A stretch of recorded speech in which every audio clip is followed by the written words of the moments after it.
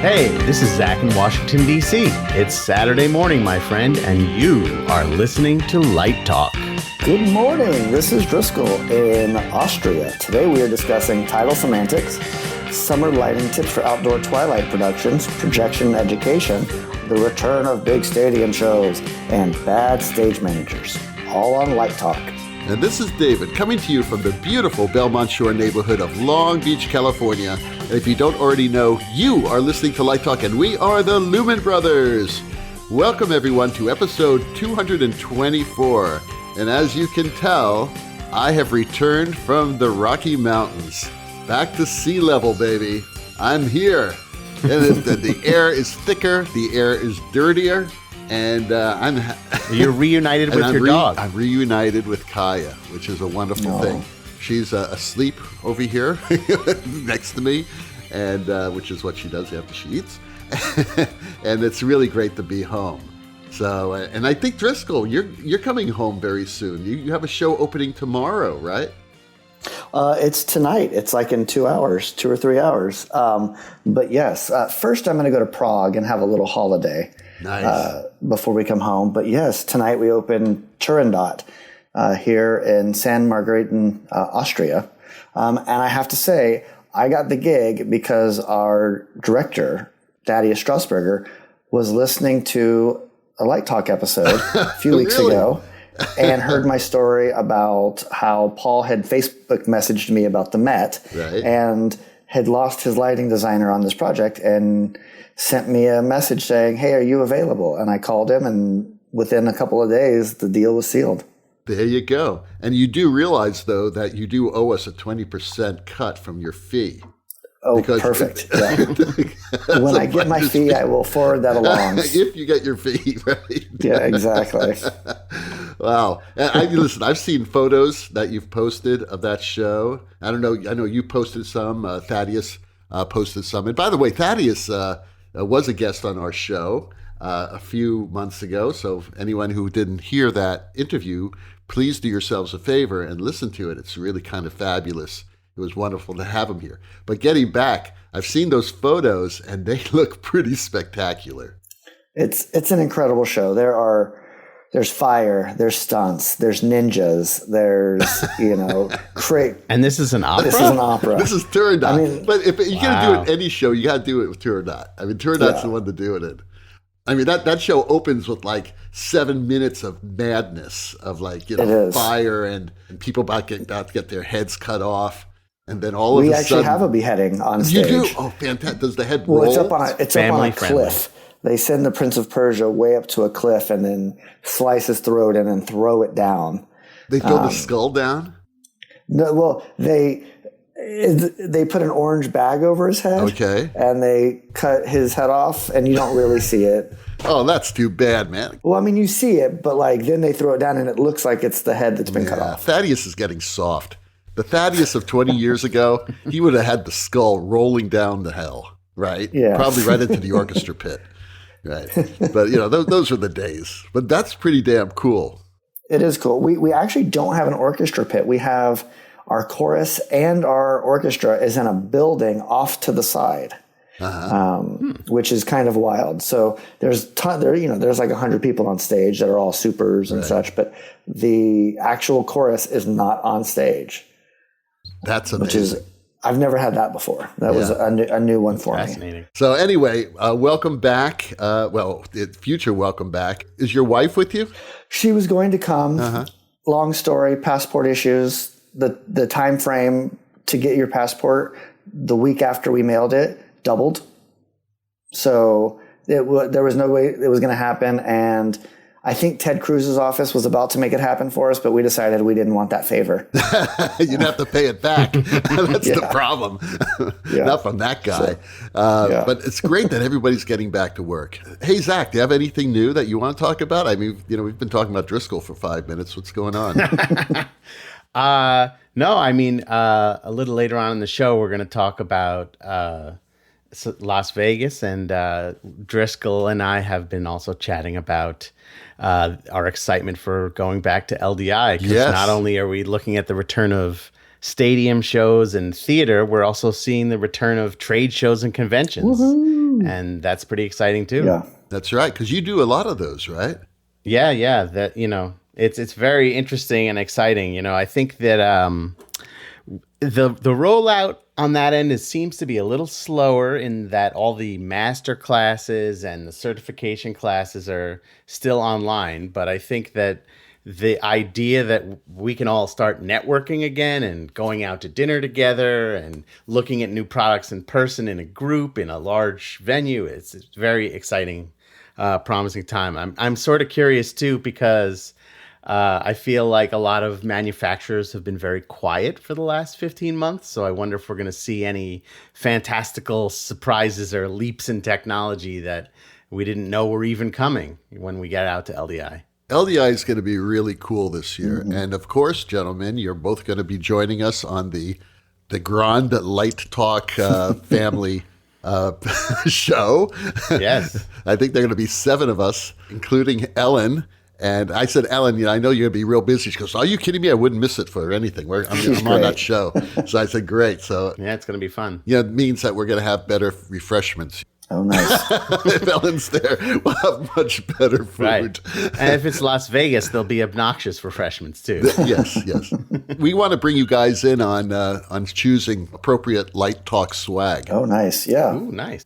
I've been trying to push my evening in Vegas kit, but Stan keeps on vetoing it. So. Well, maybe you can make an evening in Vegas kit, and Stan can make the next morning in Vegas kit. Which includes your wife's phone number to call her and tell her you're sorry. Right. So anyway, What happens in Vegas does not It's got require some a phone call cash, to the it's wife. got a few keys, right, room exactly. cards, Some Clorox, you got to clean up. Yeah. So anyway, aspirin. let's move on. Zach has our first listener question. All right. Kathy in Nashville writes, so what is your title? Projection designer, video designer, digital media designer? Please make up your mind. Well, Kathy, it's funny that you ask this, because this is probably the most frequently asked question I get, maybe going all the way back to the beginning of my career. And for me, I use the term projection designer.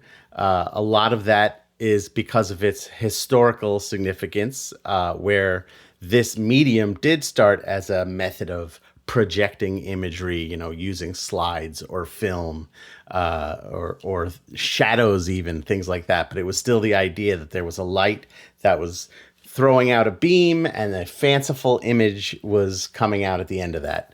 The other thing that I've said a few times is that I use the idea of projection design with the psychological term of projecting your idea onto someone else. When you hear kids arguing and they're like, no, you're the one that's like that. They're projecting.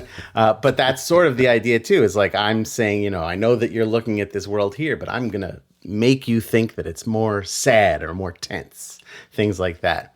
And at this point now, to me, projection designer is like Kleenex or, and a Xerox, where those words have just become ubiquitous for whatever the medium is. Projections could be film, they can be video. It's an LED screen. It comes out of a projector. There's an old CRT television monitor on stage. Like, who knows? I think when we may have even talked about this on the show, when the projection designers became part of USA 829, we had to come up with a specific term to call ourselves, partly for the semantics of contract negotiations, where if you said you're a video designer, that a producer could say, well, I'm only obligated to give a union contract to a projection designer. So if you're not a projection designer and you're a video designer, I don't have to give you one. So, and also just sort of out of respect to our elders, where we came from. And so for me, I call myself projection designer. I know that often other designers may call themselves something else. In an ideal world, we'd all have the same title so that everybody who was employing us would actually have a good understanding of what we did for a living, and they wouldn't worry what the difference is. So that's my opinion on the subject. What about you guys? I like it. I mean, I like projection designer. Even if it's just on a video screen, I like projection designer. to me, it feels like it has roots into where it began, but also it's a little more romantic, and I don't know. That's my feel. I don't want to be a video designer or digital media designer that just feels less incorporated. It feels like it's a little less artistic. Yeah, it feels a little removed too from having an artistic vision into the process. And ironically, outside of theater, the projection designer is often a person who designs like projector equipment and lenses specifically. So you might be a person who hand grinds projection lenses and you're the projection designer. I have a suggestion, though. I think we should change the name. We should talk to the union, change the name, and to the industry, and that we should be called Grand Poobahs of Magical Visual Perception. That's a good one. Yeah, magical visual perception. I like that. I actually, I did a show on Broadway where I brought in a 3D artist early in the era of digital 3D artwork. And we wanted to call that individual in the playbill Projection Magic or Additional Projection Magic. And we got pushback because the magician's union was not cool with that. What training do you have to claim to be a magician? Yeah, I like magic. And we were talking to Bob Bonwell about this because he went on a rant. And I said something like, how about a magic designer or something like that? He goes, oh, I like that. Yeah. But then David Copperfield comes after you. Oh, yeah. I was just going to say that, like, there is something to the idea of it being magic in the same way that, like, in that all of the theatrical design disciplines should have a bit of magic to them, right. I think, in that, especially, when you get too mired down, when you're working with a creative team and you're trying to collaborate and you have, a director or a producer, especially, who may be sort of over involved in the technology aspect of how you do what you do, it can sometimes get in the way of the art of what you want to create. And so when you're able to sort of let go of what the equipment is and just focus on what's the magic on stage we want to make, and then let me worry about how I actually physically manifest that magic. The same way you guys would do the same with lights. Like, don't worry about what brand of moving light we're going to use. Just worry about what the emotional content of the lighting should be. And then we'll figure out how to magically manifest that on stage. And let's face it, where would magicians be without great lighting and projection designers? Seriously. You got to help hide it. I mean, you got to have perfect lighting to make these magic acts happen. Which David Copperfield, by the way, does have. I mean, it's a pretty amazing show. If you've never seen his show, do yourselves a favor and go and check it out. Yeah. It's pretty cool. Yeah, definitely. So I think Deb in Colorado wrote us. Should I read her question? Yeah. Read Deb's question. Good old Deb. Do people actually call themselves Deb anymore? That's a good question. It's Debbie, Deborah. Maybe in Colorado. Yeah, Deb, could you follow up? I was just in Colorado. I didn't meet any Debs. Oh. I must tell you, I was there for 4 weeks. Well, that's why Debs. she emailed her question. Okay, Deb in Colorado. Deb in Colorado writes, I'm going to offer an intro class in projection. Could you suggest a few key elements I should include in the structure of the class? What about a good project? My students are all undergraduates. This would be their first taste of projection design. That's a great question, because I think more and more schools are starting to actually have projection classes, which is quite exciting. I think that in the world of elements in the class, I think you need to start with a why are we putting projections in this play? I think that starting off with asking the questions, just like we do with lighting, like what are the elements of lighting? But you can ask the same thing of projection design. Why are we putting them here? Because often you're not saying, why do we need them? You're helping yourself figure out what the real necessity is. That's sort of where I always start, right? I ask the question of the director, of myself, of whoever. But within the class, then you start with, a project, how do you, I always start, or I've been starting with a poetry project. Let's look into Imaginism in poetry and pick a poem. They're all very, very evocative of beautiful imagery. There's no way to read these Imaginism poems without feeling something or seeing something. So now show me what you see. Find imagery, bring it to class.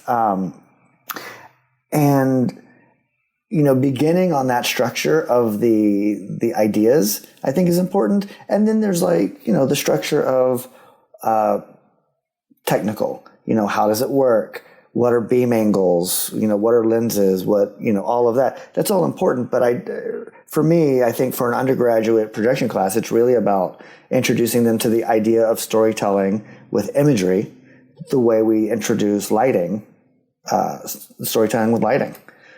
Zach, you have taught a ton of projection classes. What do you think? Yeah, I think that's definitely a good place to start, is at the question of why projection. Like, what are you going to add to this, and how are you going to add to this in a way that helps support the story and doesn't distract from the performers.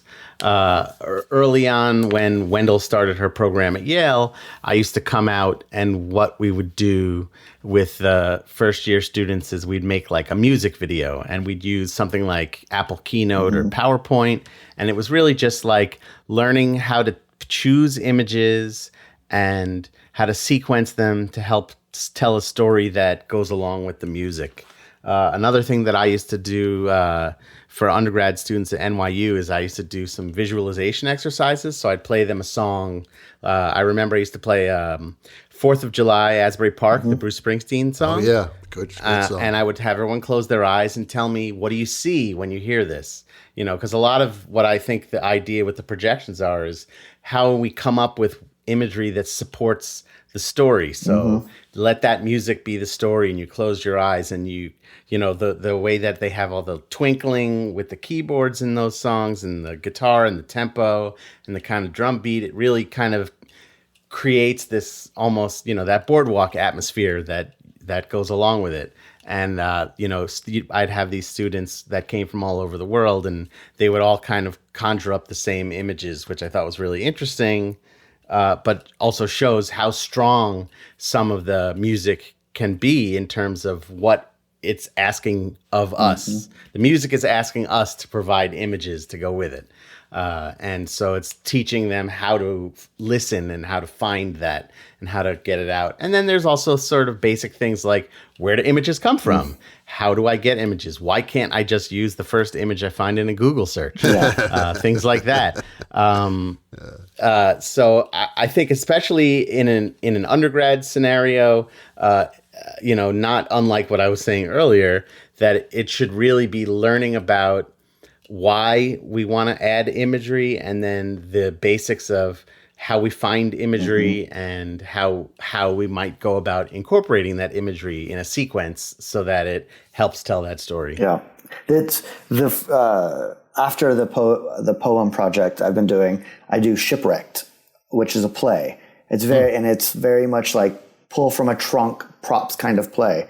And I tell them it's only still images, no video. Like, it needs to just be still images. There's a lighting project that Robert Rosell would have us do at NYU, where we would do the Scottish play, and you would do the witches at the beginning, and you could use 2 lights. And when you have to distill the idea way down to, still images and a play that has very specific moments, it's not, you're really doing what you do with the music, where it's calling for X, and let's see how you translate, this idea that you're reading or hearing and putting it on the stage. Yeah. And you're learning about cue structure and why there are moments where the cues would want to change and things like that. Yeah. All those things should definitely come before you worry about how to focus. Or what brand 600 or PRG bad boys. Exactly. Right. One of the things Brian McDevitt often does is he pulls together a whole bunch of paintings that show the quality of light he'd like to provide for each scene. And I always found that really fascinating. Whatever works. And Driscoll, now you're teaching a projection class this fall, right? I am. I'm at SMU again with Mr. Woods. That's right. Yeah, it's a great school, and the students are really fantastic. And there's an incoming projection design, lighting design woman that I'm very excited to be working with. Oh, fantastic. Do you know her? Yes, we had met on a project around Christmas. She was my associate. I met her through colleagues, and she was just wonderful. And they were looking for someone at SMU, and I got them in contact, and she decided to take them up on it. And now she's helping me out with some projects during the year. Steve has agreed to let her take a little time off while she's there and come and help me out on the projects that I need. It's going to be fantastic. Can you release her name, or is it still under negotiation? It's Jessica Drayton. Oh, okay. Yeah. Jessica. Excellent. Yeah. That sounds like fun. Yeah, it's going to be great. And speaking of the Scottish play, Davy in Iowa. Now here, Davy. Do you know anyone named Davy? I feel like Davy and Deb could be a couple. Davy and Deb. I mean, that's sort of like something coming from the Mouseketeers, right? You know, because you had Annette, you had Chubby. Remember Chubby? And by the way, Cubby, not Chubby, Cubby. Cubby was a little chubby, but his name was Cubby. And he actually ended up being, I don't know if you knew this, but he ended up being Karen Carpenter's drummer. Oh, wow. On the Carpenters. Interesting. And he's an excellent drummer. He's still alive and he's still drumming. And he's one of the best drummers in Hollywood. So there you go. So you never know what's going to come out. And the Mouseketeers, and apparently we have Deb and Davy coming out of the Mouseketeers to be on Light Talk today. But anyway, Davy in Iowa writes, I am opening my first summer show in a few weeks. Any tips on how to make it look good as the first act is in daylight? The play is Macbeth, and the opening needs to be dark, don't you think? Okay, Davy. No, I don't think that, and we're going to talk about that really quickly. I just happen to have opened 2 shows in Colorado that started. First of all, they were COVID-reduced shows. And under the local requirements, no shows could be over 1 hour and 40 minutes long, and there can't be intermissions, and you can only have like 12 people on stage at any given time. And but the real challenge here was that the curtain time was moved from 8 o'clock in the evening to 7 o'clock in the evening. Ooh. Now, at this time in the summer in Colorado, dusk is not until 8:30. So if you're having like a 100-minute show that starts at 7, it doesn't get dark until like the last 10, 15 minutes of the show, and it doesn't get black, right? And both of these shows require very romantic, very, in some cases, very dark scenes. Like in the opening of Carousel takes place at night, and then there's a park scene that takes place late at night, and we're in full daylight, basically, at that time. That first scene between Julie and Billy is like maybe 5 minutes into the show because it's right after the prologue, and they're singing about all the stars out tonight, right? And it's basically everybody is in full daylight. So here's a quick answer. When you're doing a show like that, you've got to approach the show visually differently, and just let the actors tell the story. The most important thing is that you make sure that the audience can see the actors. And there's no way in the world you're going to overpower the sun. You're not going to do it with lumens. What you're going to do it with is color. And we made a decision from the very beginning, actually something that I knew that I was just going to have to handle it in this way. And that is to use, believe it or not, 3,200 Kelvin fixtures, incandescent 3,200 Kelvin that I knew would activate skin tones, even though the environment is at like, 6,200, sunlight. I did not want to match that because I knew even if I matched that color, that I wouldn't get enough power out of it. So you're going to have to use contrast, and you use contrasting color. And that's what I did. And I did it for both shows. Toward the end, I was able to get a little bit more moody because the end of Rigoletto is this huge lightning storm. So, thank God that happened in the last 10 minutes of the show, so that we could actually have some effective lighting cues. But everything was still at 3,200 Kelvin. I had some blue backlight for the end of the shows, to give a little atmosphere, and I mixed in a little bit of 5,600 Kelvin in and out. But for the most part, it was 3,200. And no one came up to me and said, "Why was it so warm on stage when it was nighttime?" No. You let the actors tell the story. And another thing you need to do, and this is really, really important, if you're working with an inexperienced director, which thank God I wasn't, but you have to convince them from the very beginning that the style of the lighting is going to be different. They can't expect you to come out with, a bunch of gobos and, and all this blue backlight and stuff like that. You're not going to see it. You're just not going to see it at 7 o'clock at night. So you have to inform them from the very beginning and inform the producer that this is going to be a different way of lighting a show. And it works. If you're using good material and you're working with great actors, it's going to work. And it did. So that's my advice. How about you guys? You ever work on twilight shows? Turandot starts at 8:30, so and it doesn't get dark until about 9:40 here. So with the opening of Turandot, all of the beheading stuff it's very similar to you. It's all a bunch of sort of incandescent quality, light hitting the performers to bust them out of this daylight that is still lingering. So great minds think alike, David. Yeah, isn't that amazing? I mean, it really is. That is really the trick. It's going with color contrast and going with a color that activates skin tones. Yeah, I think the key there, like what you're both hitting on, is that it's really about the clarity of the storytelling and using the lighting to help enhance the clarity within the circumstances you're presented with.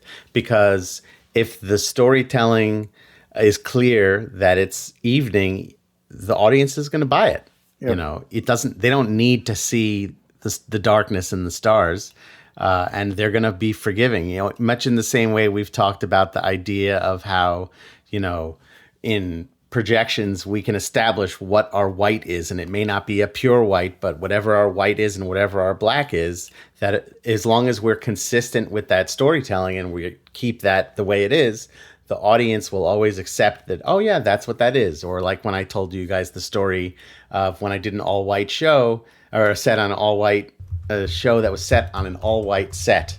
And we couldn't make a pure blackout, so we decided to make like a moody blue out sort of look. And after we established that that's what that was, the audience knows, okay, this is where I kind of let go for a moment while they move things around, and they don't hold it against you because they're all engaged in the storytelling.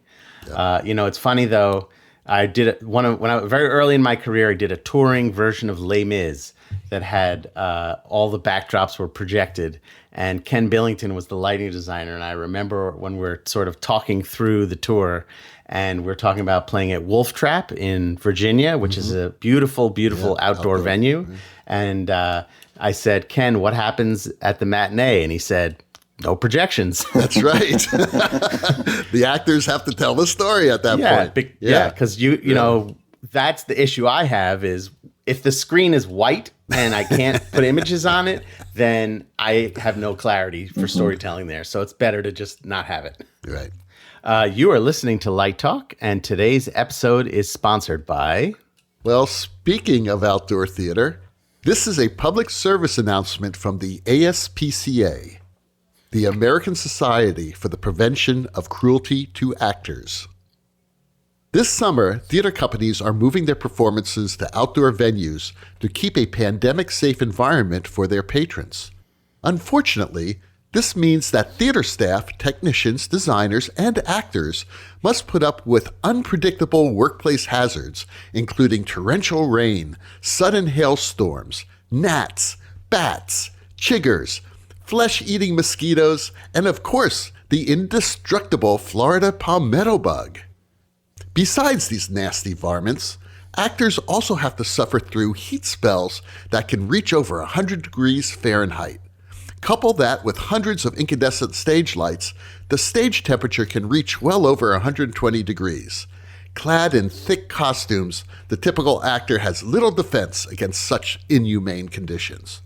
But you may be surprised to learn that lighting designers can help these actors survive the performance. Step 1.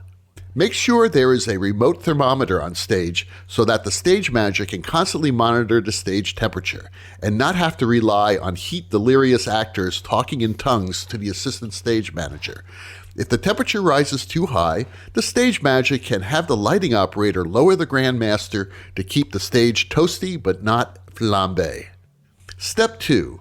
Instead of using budget-friendly 50-year-old par cans, use modern LED fixtures. Their thermal designs will put out much less heat than your typical 1,000-watt par. And step 3, only do summer theater in nudist colonies. Without those heavy, bulky costumes, the actor's skin breathes easier and keeps the overall stage temperature down. Although this may be challenging to pull off with some theatrical repertoire, the audience will surely enjoy it. It's a crowd pleaser. So do your part in saving a few actors' lives. This has been a public service announcement from the ASPCA, the American Society for the Prevention of Cruelty to Actors. Very nice. Bravo. Maybe they should make O Calcutta royalty-free for the summer. Royalty-free, O Calcutta. It's easy to get those rights, let me tell you. I was going to say, I can imagine how hard it must have been last month to be a sound designer working outdoors at the height of cicada time. Oh, yeah. Yeah. Oh, yeah. So No, it's crazy. It's like in between E and E flat in my neighborhood. It was driving me crazy. You know, I felt really sorry for our sound designers because behind the venue, which was in this lovely park, a train tracks. Oh, my goodness. And trains would go through it like once every hour, basically. And it was just unavoidable. But yeah, sound designers. And now, back to Light Talk. Well, the sound of those rabid ducks means that it's time for Let's Talk About. And today's Let's Talk About is all about big stadium shows are returning. Da-da-da-da-da. Born in the USA. You know, I mean, you know. So today we have a report from Las Vegas, and Zach is going to tell us about it. Well, country superstar Garth Brooks played at Las Vegas's new Allegiant Stadium last week on July 10th to a sold-out crowd of 68,000 people. Whoa. For the majority Full of the house. audience, it was probably the first time they've been in the stadium, which actually opened at the height of the pandemic last July 2020. Garth Brooks was initially scheduled to perform there, it's a fully enclosed air-conditioned stadium, which is designed to ward off the heat in Las Vegas. He was supposed to perform there last August, and the show was postponed, and then postponed again in February. My good friend, the amazing production designer Patrick Dierson of The Activity, was there along with Michael Strickland from Bandit Lights, who many of you know has worked tirelessly with the government during the pandemic to shine a light on the people in our industry who are out of work and desperately in need of help. Patrick had this to share about the experience. One of the things that comes with working in the business of live event spectaculars is this magic rectangle that you hang off of your neck, and you go wherever you want. There's very little area in a huge building full of people that you don't have access to. And one of the beauties of it is that you are able to avoid being with everybody else. You're not with the ticket holders. You're able to move a lot more freely. And it's kind of a godsend for people like me, because one of the things you never expect to hear out of someone like me is some of the fears that they have in life. And one of mine is that I'm not really big on being in big crowds. And that's a really weird thing to hear from someone that works in the business of live events, where you're dealing with massive crowds all the time. But it's just not really something that makes me particularly comfortable, which is sort of an oddity. But the other thing that happens is you get a little jaded when you're wearing one of these passes and walk around. And every once in a while, you end up in a situation where you do want to go see something and you just go and buy a ticket. And you go back to your roots of why you got into this business, because you're not special with your little pass walking around and you can't just go anywhere you want. And more importantly, you get to get yourself to the venue, however that may be, where, you know, driving to the venue and parking and then walking in with the masses, going through the turnstiles and the security gates, and you're holding your ticket, or you're, in this modern day, your phone and with your digital ticket, and you go through the venue rotunda past all the concessions and seeing the T-shirts and people online, you know, grabbing a beer and some comfort food for their big night out. And it's a really magical thing because you remember why you got into this business and how cool it is to experience something like that. Neither one of these experiences, whether with a ticket or a pass, has been something that any of us has been able to do for well over a year now. And when you talk about having all of the jadedness of everything stripped from you, it pales. There's no comparison to what that's like. And last weekend, I was graciously invited to be a ticket holder and to go see the Garth Brooks concert, and the very first stadium event that is being held after the lockdowns of the pandemic. And I'm not a very emotional guy. I walked into the venue and did everything I just explained. Got online, got a beer, went down to my seat, and for the next few hours, wept, just streaming tears, looking up at a completely sold out show in Allegiant Stadium, which is a brand new stadium in Las Vegas. And it holds 65,000 people, and there were no empty seats. It was absolutely phenomenal to be back with a crowd of that magnitude. And I'm not a big Garth Brooks fan per se, but you certainly know the music, and you didn't have to be a fan to appreciate any of this show. The show itself was fantastic. It was so much fun, and you'd be hard pressed to find somebody that doesn't know Garth's big hit "Friends in Low Places." So of course, when that comes on, there's very few people that haven't sung that with their friends in a bar somewhere at 3:00 in the morning. To be sitting there with 65,000 people screaming that song at the top of their lungs after not having done anything remotely like this for well over a year. I mean, I was not the only one bawling my eyes out, but to have been somebody that works in this industry, been having that stripped from their lives and their livelihood, and then coming back to experience it for the first time, it was just absolutely overwhelming and such an incredible experience. And I humbly thank both the Garth Brooks team and, of course, Michael Strickland from Bandit Lights, who was the one that had invited me to join him that evening. For those that don't know, Michael Strickland has been this single-handed force for the live events industry in navigating the beltway of Washington, D.C. politics to do everything in his power as a civilian to push policy that would give economic support for the live events industry and for everybody from the top down. And it was just an incredibly overwhelming night to be with those people, knowing what how hard they have worked over the past year, pushing to try and help save this industry. And this was the very first stadium touring event, and it was absolutely incredible. Allegiant Stadium says they are strictly following CDC recommendations regarding masks. Now, personally, I think this is a very exciting thing, and I'm very happy to see artists that are ready to do this. I think that someone like Garth Brooks is also like a perfect choice.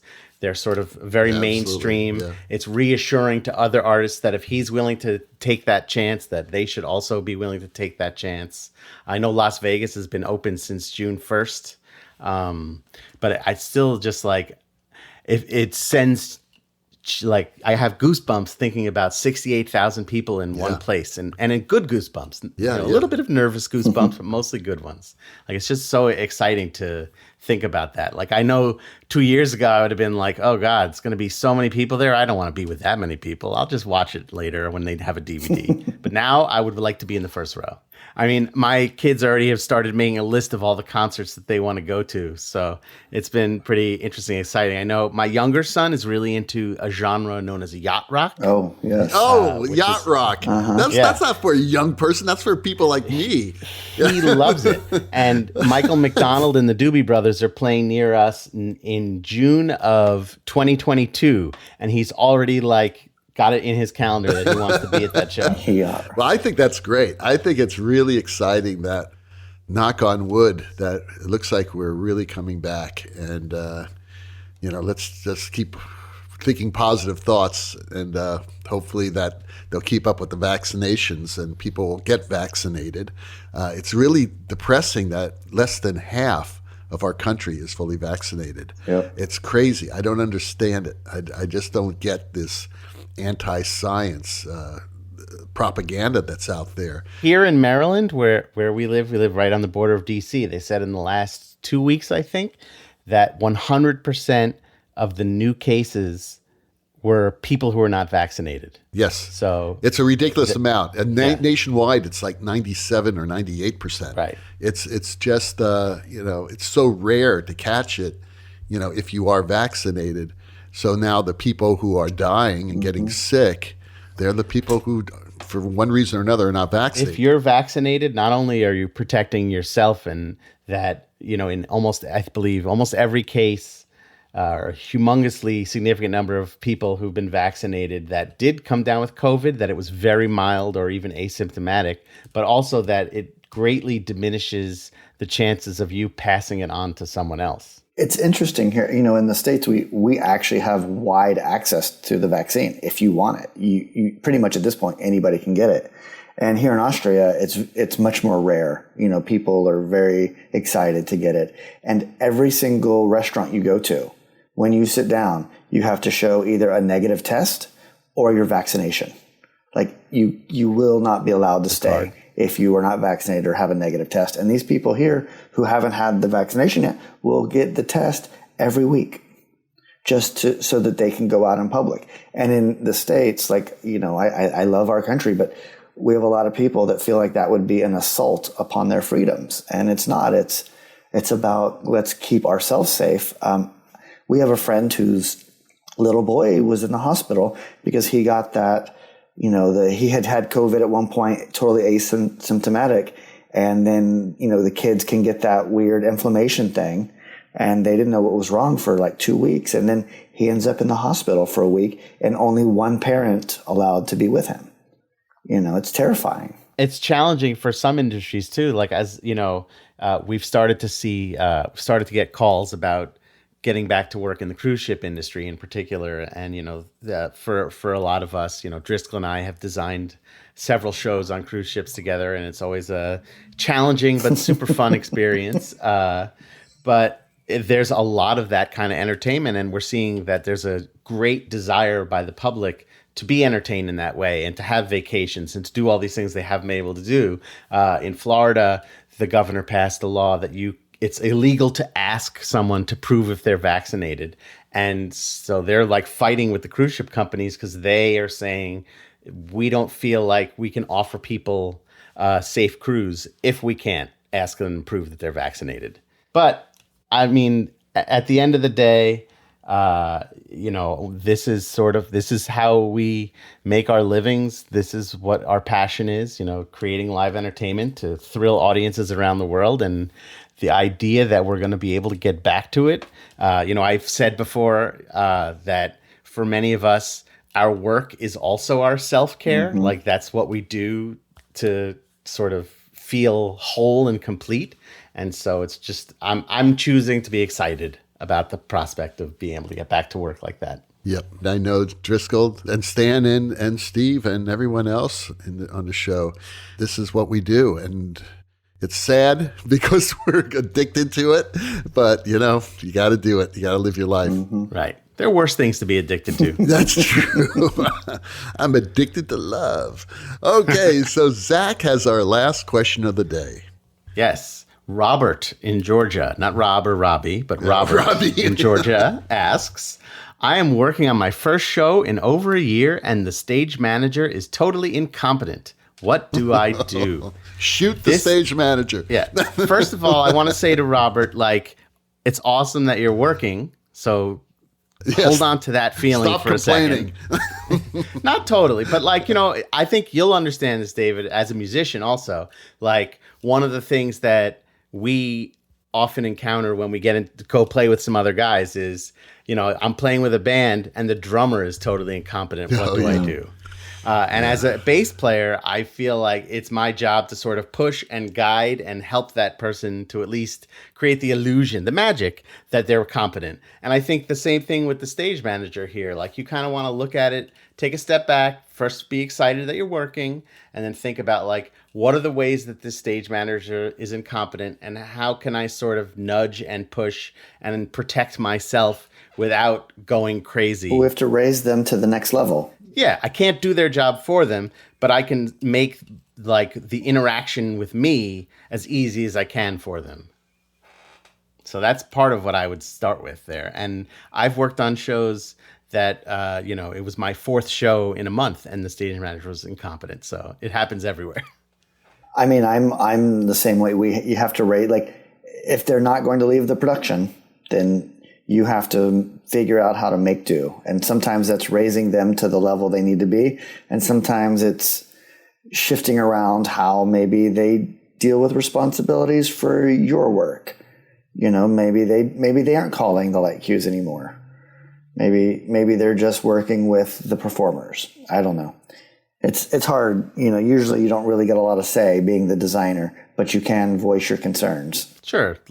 Hey, maybe can I borrow your book and I'll put my cues in for you since you keep putting them in the wrong place or not putting them in at all. Exactly. Things like that. You're going to have to admit to yourself at the beginning of the process that you're going to have to do a little extra work to get through this. But I think that you have to sort of find that level where you don't want to drive yourself crazy or kill anyone to get through. And maybe you have a powwow if you're with your really trusted collaborators and you say, hey, here's where I'm struggling with our stage manager and, what else can we do to help that person to move forward?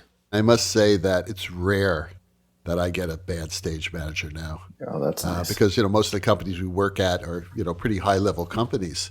And they don't put up with people. Because if they're bad with lighting and projection cues, you know that they're bad running a rehearsal. Yes. So no one's going to put up with that. Yeah. One of the things that I think Driscoll and I have encountered together before, I mean, you guys work a lot in opera where the ability to read music it's not even an option. It's mandatory.